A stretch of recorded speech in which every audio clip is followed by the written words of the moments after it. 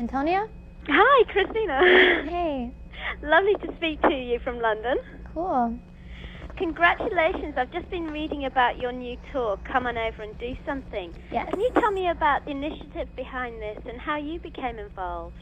Well, we took a single from my album to intertwine the Come On Over, Do Something project. It's something that I'm really excited about. It's kind of like a youth empowerment project which people can get involved in helping out your own community in whatever issue. You can pick your own issue of what you want to deal with, whether it be racism, domestic violence, and child abuse, which I'm personally interested in, helping out the environment, just many different things that there's a whole list if you check on to christina-a.com for more information, and also levi.com where the sponsors of my tour, Sears and Levi's, will be giving away $500 grants to 50 winners who enter to start their own projects in getting things going in their own community. So I'm really excited about being involved with this. Wow, that sounds amazing. Is it important for you to be a role model? And in being so, what pressures does that place on you? Well, being a role model is kind of a tricky thing. I mean, of course, if I can inspire young kids in any way to go out and do things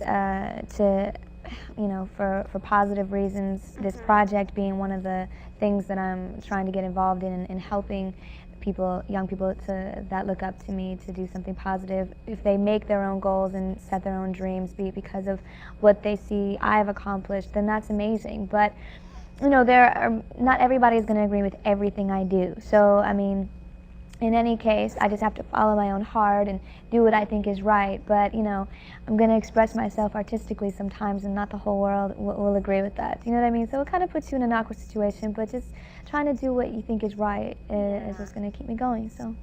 Yeah, no, that's important. That's important.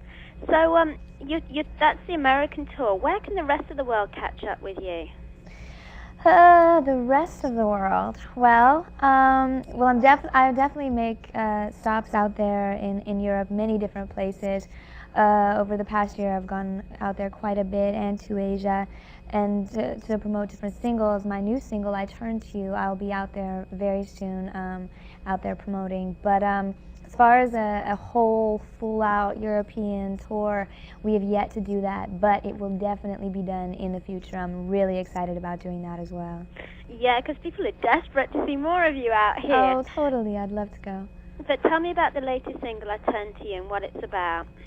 I Turn to You is a song which can, I think, relate to anybody in any situation. I mean, it's a song about turning to the one who's always there for you in your time of need. In my case, it's kind of like a song devoted to my mom. I think the video kind of portrays that as well, being a mother-daughter sort of relationship. And, it can be boyfriend-girlfriend oriented, a spiritual song. So I think it's a song that everybody can kind of relate to, and it's a feel-good song. So I'm happy that I'm releasing a ballad now. You mentioned the video there. Tell me a bit more about the idea behind that and the storyline. Well, I guess in the video I'm kind of, this is the first time I actually don't have a lead guy in the video, which is cool. I'm kind of independent in being the illustrator of the video, kind of like the person telling the story a little bit. We have a mother-daughter situation, actors portraying that, the mother and daughter sort of get into an argument, as many do. She leaves the house, gets into a car wreck. She has to turn to her mom in her time of need. So it's kind of cool. I think young people especially can relate to that. Yeah, definitely. Now, you're so busy, but I hear you're actually making time to make a Spanish language album as well. What's that about? Absolutely. I'm actually here in Miami right now recording the entirety of my Spanish record. It's something that I've always really wanted to do. It should have a fall release date, and it will include songs from my debut album, translated over Genie in a Bottle, Por Siempre Tú, being I Turn to You, Genio Atrapado, Genie in a Bottle. So classic boleros, certain duets. It's going to be really fun. And it'll all come about, the release date being fall, a Christmas album following that, and then, of course, heading out on tour with Destiny's Child, too. So it's going to be fun. Gosh. A lot of projects. you always been passionate about doing sort of a Spanish album, and why is it important for you to do this? Well, I mean, I grew up in my house sort of hearing it being spoken. I used to sing in Spanish when I was younger. My parents got divorced and I didn't quite hear it as much anymore. I'm really wanting to explore that part of me more now, my father being from Ecuador, you know. It's really a cool thing for me to be able to get into it right now with the record label behind me who will support this, and being able to work out of Miami with Rudy Perez, the producer. It's a really fun project for me, and it's going really great. So it's combining sort of an R&B, salsa, all in one. It's a whole different feel. And Christina Aguilera fans, you know, have something completely new a totally new side of me to see. Really exciting, really exciting. So, are there any other collaborations on the album? Anyone you're working with? On the Spanish record? Yeah. Well, we have a Puerto Rican artist, Luis Fonsi, who is an amazing vocalist. He's a new voice. Alejandro Sanz is also doing a duet with me as well. He's really, really talented. I'm excited about that. He's very, very cute as well. And then I've got on the Christmas record, I'm actually working with one of my idols, Etta James, my favorite blues singer. We're doing a blues Christmas song together, Merry Christmas Baby. And after that, you know, in January, I start recording the follow-up to my debut, my second album. So these two in between will be projects for now, along with the tour. But, you know, I love what I do. So thank God you love it, you know, just to keep going. Gosh, I mean, I was going to say you've achieved so much already, but what's left? But you've already told me so much. But, I mean, how do you feel now about, you know, people in the beginning who said you didn't have the staying power? Do you think, hey, just look at me now? Well, I guess everybody has to second guess, you know, or not everybody, but, you know, a lot of people who don't do research on, you know, artists or where they want to go or what they've done and whatnot. You know, this whole teen thing that kind of overtook the world over the past year or two.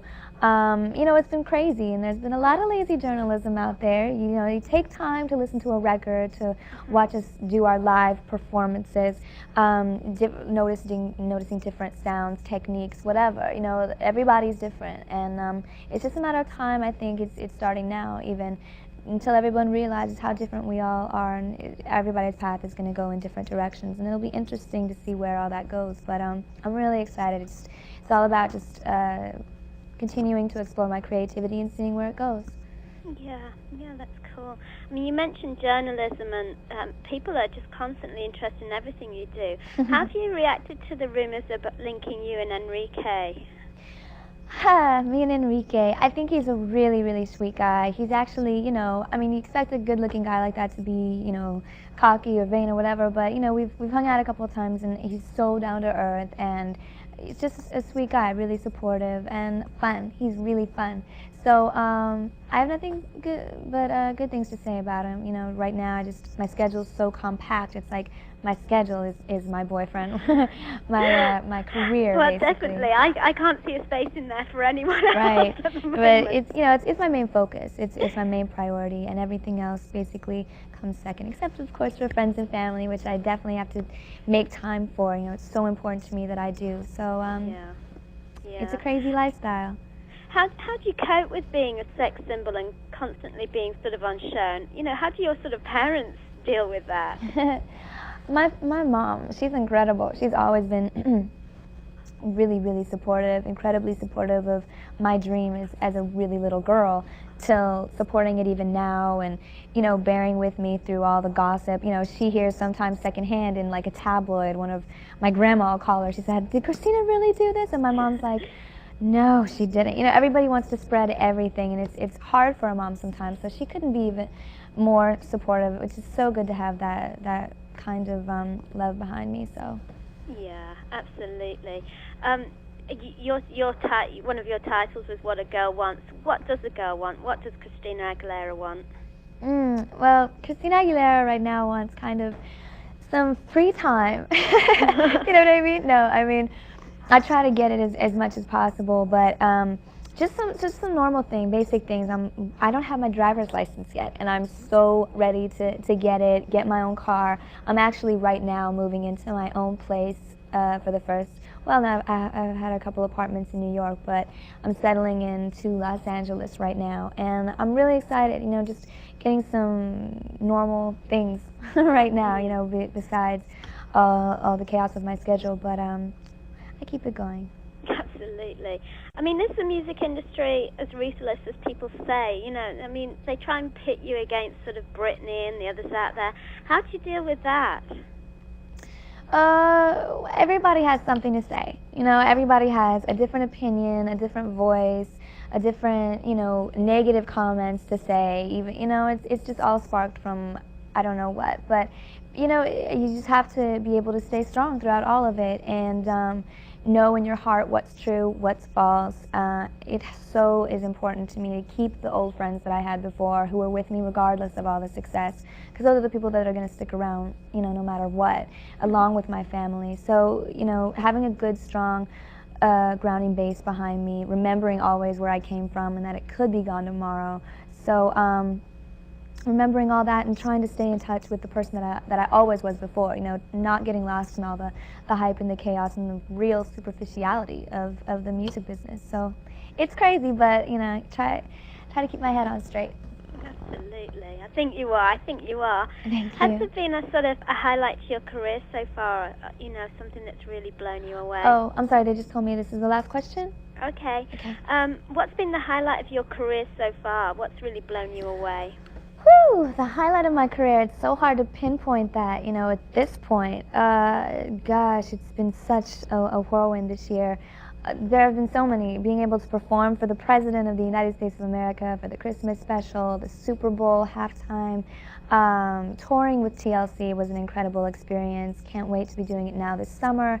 And of course, winning that Grammy was pretty amazing as well. So, I mean, that was probably a huge highlight to date, just because it was something just completely thrown in my face out of the clear blue, something completely unexpected, no speech prepared, just thrilled, just a thrill. And you know, I'll be for years to come just so excited about it. Well, still congratulations! It's been lovely to speak to you. Nice talking to you too. And I'm going to be out at the World Music Awards, so maybe catch up with you there. Cool. Thanks, Antonia. Take care, Christina. Bye. Bye.